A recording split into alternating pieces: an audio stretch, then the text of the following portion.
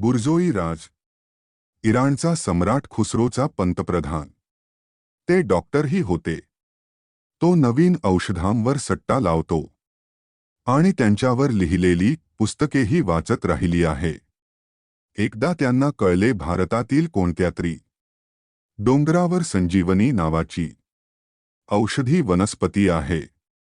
त्यामुळे मृत व्यक्ती जिवंत आणि निरोगी बनते. जर एखाद्याने त्याचे सेवन केले तर तो नेहमी निरोगी आणि तरुण राहील. हे ऐकून बुरझोईला आनंद झाला.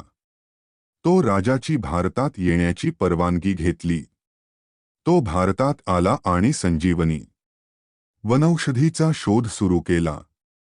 तो अनेक पर्वत आणि जंगलात गेलो, पण संजीवनी कुठेच दिसली नाही.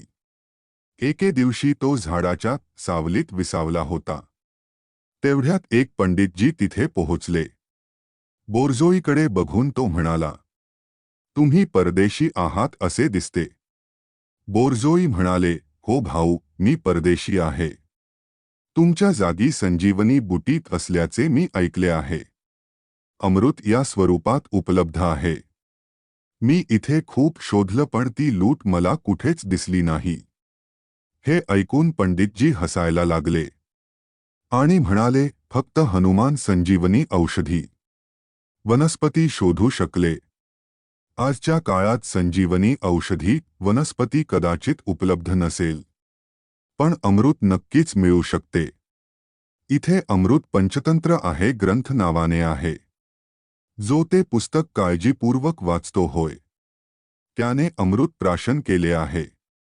हे समजून घ्या.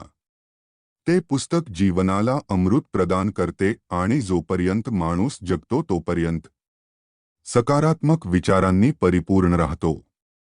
बुझोई पंडितजी यांच्या बोलण्याने प्रभावित झालो. तो पंचतंत्राची प्रत आहे ते घेऊन ते त्यांच्या देशात परतले.